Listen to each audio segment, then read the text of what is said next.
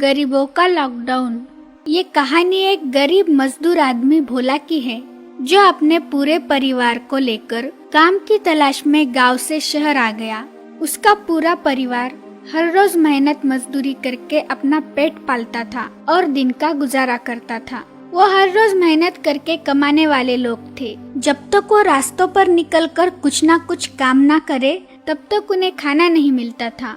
बड़े ही मुश्किल से उन्हें खाना मिलता था और उनके दिन कट रहे थे। तो ऐसे ही एक दिन क्या हुआ, वो परिवार दिन भर मेहनत मजदूरी करके रात को फुटपाथ पर बनाई झुग्गी में सो गया और दूसरे दिन जब वो रोज की तरह काम पर निकल रहे थे तो उन्हें पूरी सड़क सुनसान दिखती है। रास्तों पर कोई गाड़ियां नहीं दिखती, यहाँ तक कि दूर दूर तक कोई आदमी भी नजर नहीं आता। फिर भोला थोड़ा आगे जाकर देखता है, तभी पीछे से जोर से एक डंडा उस पर पड़ता है। वो घबराकर झट से पीछे देखता है तो उसे दिखता है एक पुलिस वाला डंडे से मार रहा है। साहब रुक जाओ साहब क्यों मार रहे हो साहब? ए पागल, कहाँ घूम रहा है? हाँ चल भाग यहाँ से। पता नहीं लॉकडाउन चल रहा है, पूरा देश बंद है। अगर दोबारा सड़क पे दिखा ना तो बहुत मारूंगा। लेकिन साहब ये लॉकडाउन क्या है साहब, और ये सब कुछ बंद क्यों है? अरे पागल, कौन सी दुनिया में है तू? यहाँ कोरोना नाम की महामारी आ गई है, महामारी। अगर घर से बाहर निकलेगा तो इस बीमारी का शिकार होके मर जाएगा। चल भाग यहाँ से, पता नहीं कहाँ से आ जाते हैं पागल लोग। ऐसा बोलकर और एक डंडा पीछे से लगाता है। वो बेचारा घबराकर दौड़ते हुए अपने परिवार के पास आता है। फिर उसके परिवार वाले पूछते हैं तो वो बताता है कोई महामारी आई है जिसकी वजह से देश बंद है और सड़कों पर नहीं जा सकते। फिर उसके बच्चे बोलते हैं लेकिन हम बाहर जाकर कुछ बेचेंगे नहीं तो हमें खाना कैसे मिलेगा? फिर भोला बोलता है, सड़क पे कुछ बेचने के लिए लोग तो रहने चाहिए ना बेटा, बाहर भीख देने के लिए भी कोई आदमी नहीं है। फिर उसकी पत्नी बोलती है, अगर ऐसे ही चलता रहा तो हम भूख से ही मर जाएंगे। फिर बेचारा भोला सोच में पड़ जाता है कि अब क्या करे। 2 दिन गुजर जाते हैं। उसका परिवार भूख से परेशान हो जाता है। बच्चे भूख के मारे रो रहे होते हैं। भोला को अपने परिवार की ऐसी हालत देखी नहीं जाती, लेकिन वो गरीब करे भी तो क्या, उसके पास इतने पैसे भी नहीं थे कि वो 2 दिन का अनाज घर में भरकर रख दे। और बाहर निकला तो दूर दूर तो कोई नहीं दिख रहा था जो भोला को काम दे सके, और ऊपर से पुलिस की मार भी पड़ रही थी। लेकिन अपने बच्चों और परिवार की ऐसी हालत उससे देखी नहीं जाती। वो बच्चों को रोता देख सड़क पर निकल जाता है।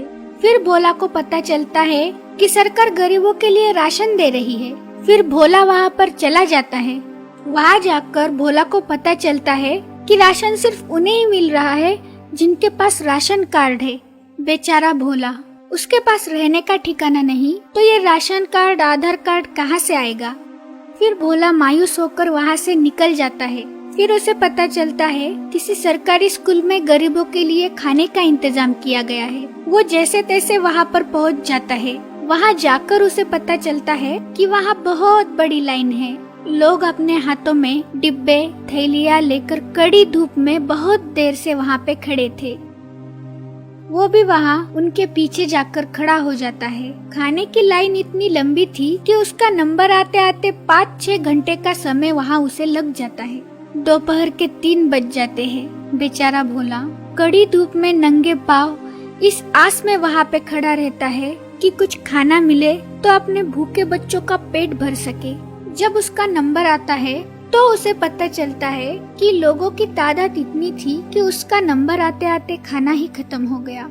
बेचारे का दिल बैठ जाता है। वो मायूस होकर खाली हाथ अपने परिवार के पास लौट जाता है। सड़क से जाते जाते फिर पुलिस उसे पकड़ लेती है और कहती है, ए पागल, तुझे एक बार बोला तो समझ में नहीं आता क्या? सड़क पर क्यों घूम रहा है?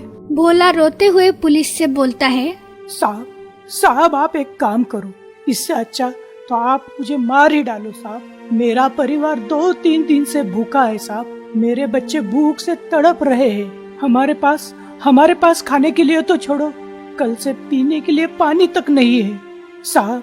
ये महामारी हमें मारेगी या नहीं पता नहीं, पर हाँ ये भूख हमें जरूर मार देगी साहब। मैं अपने परिवार को भूख से मरते नहीं देख सकता साहब। इससे अच्छा तो आप मुझे मार ही डालो साहब। ऐसा बोलकर जोर जोर से रोने लगता है। तब उस पुलिस वाले को उस पर दया आती है और वो उस आदमी को पहले अपने पास का पानी पीने के लिए देता है और उसके पास जो कुछ खाने को है वो उस गरीब के हाथ में देकर उसे अपने परिवार के पास भेज देता है। दोस्तों, हमारे देश में करोड़ों लोग ऐसे जी रहे हैं जिनके पास रहने के लिए घर भी नहीं है। उन्हें फुटपाथ पर रहना पड़ता है और रोज खाने के लिए संघर्ष करना पड़ता है। हमारा देश डिजिटल इंडिया बनते बनते कहाँ पहुँच गया। आज हम हमारे देश के गरीब लोगों के लिए एक वक्त का खाना भी नहीं जुटा पा रहे हैं। ऐसे ही इनकी जिंदगी में इतनी मुसीबतें हैं और अब ये महामारी। अब ये बेचारे लोग कहाँ जाएंगे, क्या खाएंगे। इनके पास इतने पैसे नहीं हैं कि ये 2 दिन का खाना भी घर में लाकर रख सके। खाना तो छोड़ो, उनके पास रहने के लिए घर ही नहीं है। दोस्तों, लॉकडाउन सबके लिए एक जैसा नहीं है। जहां हम सभी लोग अपने अपने सुरक्षितता के लिए खाने पीने की वस्तुएं और रोजमर्रा की जीवन की जरूरतों का सामान भर भर के अपने घर लेकर जा रहे हैं, उसी वक्त कुछ गरीब लोगों को 2 दिनों में सिर्फ एक ही वक्त का खाना मिल रहा है। रोज कमाकर खाने वाले लोगों का और उनके परिवार और बच्चों का क्या होगा। कई लोगों को तो लॉकडाउन का मतलब भी नहीं पता। लॉकडाउन की वजह से इन्हें जिस समस्याओं का सामना करना पड़ रहा है ना, वो हम सोच भी नहीं सकते। इस महामारी से भी खतरनाक जिस महामारी से अब इस वक्त ये लोग जूझ रहे हैं ना, वो है भूख। पता नहीं इस महामारी से ये लोग मरेंगे या नहीं, लेकिन हाँ, भूखमरी का शिकार ये लोग जरूर बन जाएंगे। क्यों ये दिन इन गरीबों के नसीब में आए, ये उनकी सोच से परे है। अब इस मुसीबत से इन्हें एक ही चीज बचा सकती है और वो है इंसानियत। दोस्तों, अगर आपके दिल को ये गरीबों की सच्ची कहानी छू गई तो प्लीज इसे लाइक और शेयर करें और हमारे